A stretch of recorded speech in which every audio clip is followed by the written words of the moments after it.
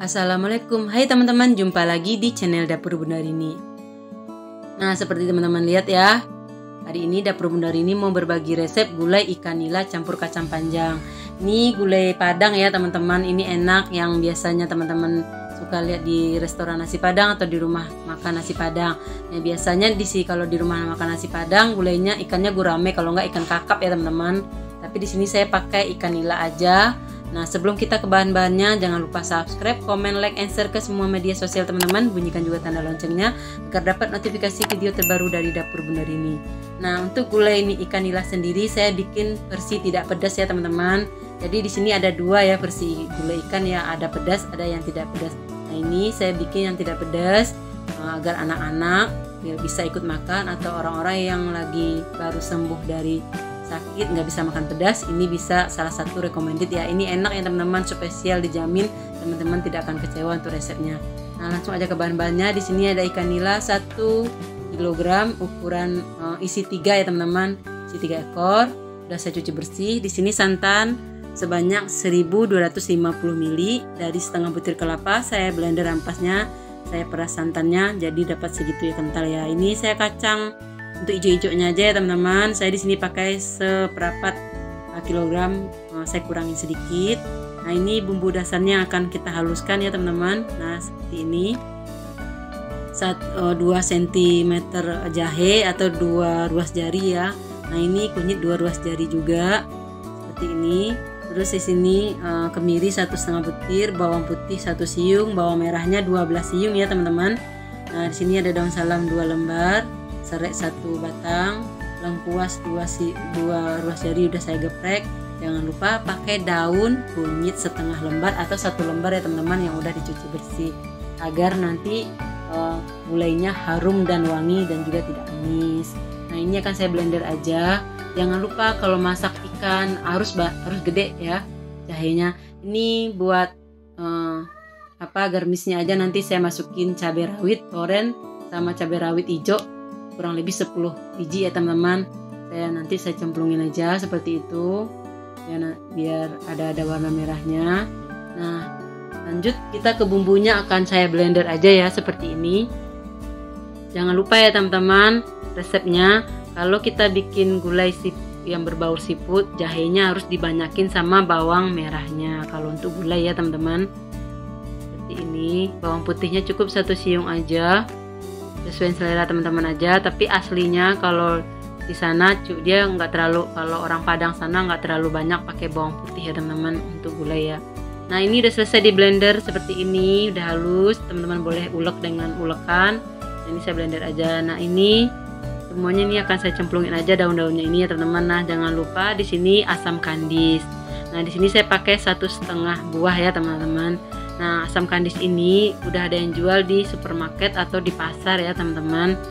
Nah, ini wajib bagi orang Padang, dia wajib banget pakai asam kandis ya. Bila tidak ada, teman-teman pakai tomat aja 2 buah atau 1 buah ukuran besar.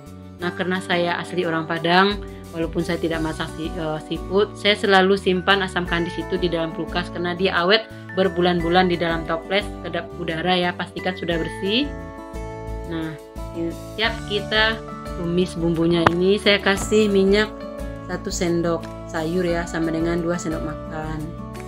Ini minyaknya ini saya tadi buat bekas goreng sosis ya teman-teman. Sayang kalau dibuang, jadi saya pakai buat menumis bumbunya. Nah, ini bumbunya saya masukin ya teman-teman. Nah, seperti ini. Nah, yang bagian yang di dalam blendernya nanti bisa kita kasih santan ya, jangan dicuci ya teman-teman, jangan dicuci dulu ya, sayang ada bumbu masih menempel. Nah, ini ditumis sampai benar-benar tanak ya. Jangan lupa tadi dimasukin daun kunyit, daun salam, dan juga serai. Lengkuasnya ini kita tumis sampai benar-benar tanak dan harum ya teman-teman, biar nanti masakannya itu enggak cepat basi, sampai malam pun dia tidak akan pernah basi ya. Teman-teman bisa coba aja di rumah, buktikan sendiri ya. Nah, kalau udah tanak seperti ini langsung dimasukin santannya. Kalau yang berbaur dengan kemiri, teman-teman harus sering-sering diaduk ya, kalau enggak dia cepat gosong bagian wajannya itu. Nah, ini yang belepotan seperti ini nggak masalah ya teman-teman, nanti bisa rapi karena kita siram dengan santan. Nah ini yang di dalam blender tadi bisa kita masukin santannya ya teman-teman. Jadi santannya di sini harus benar-benar kental ya teman-teman, jangan encer ya. Nah kalau teman-teman pengen berkuahnya banyak, boleh pakai 1500 ml ya teman-teman, sesuai dengan takaran ikannya. Nah ini warnanya udah bagus ya teman-teman, ini tidak pedas, anak-anak bisa makan, orang-orang dewasa yang bagi nggak suka pedas atau habis sakit nggak boleh makan pedas, ini salah satu recommended ya teman-teman. Nah di sini saya mau ngasih tahu ya teman-teman, untuk masak santan harus lama masaknya ya, prosesnya ya teman-teman, harus dengan api kecil saja agar tidak pecah, dan juga harus benar-benar tanak. Kenapa? Karena kalau nggak matang nanti nggak cocok di perut ya. Ada sebagian orang yang nggak bisa makan santan, itu biasanya kurang matang ya teman-teman. Nah di sini saya kasih kaldu bubuk 1 sendok teh, garam setengah sendok teh dulu ya. Kalau dirasa kurang teman-teman bisa sesuai selera aja. Untuk kaldu teman-teman sesuaiin aja, boleh kaldu jamur atau penyedap ya teman-teman. Nah di sini saya tidak menggunakan gula pasir atau gula merah ya. Nah ini udah mendidih ya teman-teman, harus sering-sering diaduk, jangan ditinggal-tinggal kalau masak santan ya. Ini saya percepat aja videonya ya teman-teman, biar durasinya nggak kelamaan. Nah seperti ini sering-sering diaduk, bagian pinggir-pinggirnya itu harus dirapikan biar nggak kering ya teman-teman, seperti ini. Nah kalau tahap awal seperti ini harus sering-sering diaduk, kalau tidak dia akan pecah santannya. Nah seperti ini. Kalau udah lewat masa pecah santannya nggak apa-apa ya, ditinggal ya udah lewat ya. Tapi kalau seperti ini harus rajin-rajin diaduk. Nah kalau udah mendidih seperti ini ya teman-teman, udah mendidih banget seperti ini, nah langsung dimasukin kacangnya. Nah kacangnya ini dimasukin bertahap ya. Jadi masuk kacang langsung diaduk, masuk kacang langsung diaduk ya teman-teman. Jangan dibiarin karena takutnya nanti pecah santannya ya. Nah di sini saya potong-potong aja videonya, nggak terlalu ini saya skip ya. Nah ini diaduk lagi, walaupun kacangnya sudah masuk tetap diaduk ya teman-teman, karena tahap santannya itu masih bisa pecah ya. Jadi di sini harus rajin-rajin mengaduk. Nah, tapi kalau udah matang, udah tanak, teman-teman bisa sering diaduk ya. Nah kacangnya di awal ya saya masukin ya, maksudnya saya lebih dulu masukin kacangnya, karena kacang itu untuk lunaknya, proses lunaknya agak lama ya teman-teman. Nah teman-teman bisa pakai buncis atau kacang panjang ya, atau kobis ya teman-teman, atau nggak pakai juga nggak apa-apa ya. Kalau di kampung saya sana, di Padang sana, kalau ibu saya masak tuh suka dikasih kobis sama kacang panjang, rasanya itu nikmat teman-teman, apalagi dimakan sama balado ya, balado merah kayak gitu, tambah nikmat ya. Nah ini teman-teman bisa wajib coba di rumah ya, simple sekali ya. Nah kalau udah seperti ini ya teman-teman, kalau udah mendidih, kalau ketika kacangnya kita masukin dia udah mendidih seperti ini, nah jangan terlalu lama ya, kacangnya itu nanti dimakannya crunchy kayak gitu ya. Langsung dimasukin ikannya tadi. Nah ikannya ini tidak saya kasih garam atau tidak saya kasih jeruk nipis ya teman-teman. Jadi kalau saya masak ikan jarang saya kasih jeruk nipis. Yang penting intinya dicuci bersih, insangnya dibuang, kotorannya dibuang. Terus bumbunya harus berani. Kalau bumbunya berani seperti jahe, bawang merah, lengkuas, itu rasa masakan kita nggak akan amis ya teman-teman. Apalagi ini ikannya segar ya, ikan masih hidup tadi saya beli. Nah seperti ini. Ini pastikan ikannya tenggelam ya teman-teman. Penggorengan saya agak kecil tapi nggak masalah. Ini nanti dia juga akan tenggelam ya ikannya ya. Ini bisa disiram-siram seperti ini.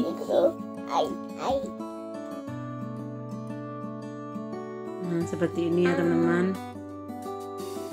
Nah ini prosesnya udah mendidih ya, langsung dimasukin asam kandisnya tadi. Nah bagi saya mungkin orang Padang ya kurang mantap kalau masak ikan atau masak siput-siput kalau nggak pakai asam kandis ya teman-teman. Kenapa? Karena selain rasa asamnya dapat, terus ini juga mantap pokoknya kayak gitu aja ya teman-teman. Nah ini bisa dimasukin cabenya tadi. Jadi asam kandis itu bisa bikin buat ngilangin rasa bau amis juga ya teman-teman sebenarnya, makanya pakai asam kandis kayak gitu. Nah ini jangan lupa dicicip, ini udah tanak ya teman-teman, udah matang ini ya. Nah sebelum kita matikan apinya saya akan cicip dulu, ini udah enak sesuai selera teman-teman aja. Ini saya tidak pakai gula karena aslinya sendiri saya di Sumatera Barat itu jarang pakai gula pasir ya. Kalau untuk masak sehari-hari, gula pasir itu hanya dipakai buat bikin kue. Ada juga sebagian yang suka manis, mungkin pada pakai gula juga ya, tapi aslinya tidak pakai karena rasa manisnya dia pengen rasa manisnya itu dapat dari ikan dan kacang panjangnya tadi ya, dan gurihnya itu dari santan asli. Nah ini dia teman-teman udah matang ya, seperti ini teman-teman bisa bikin di rumah. Nah ini siap kita sajikan seperti ini.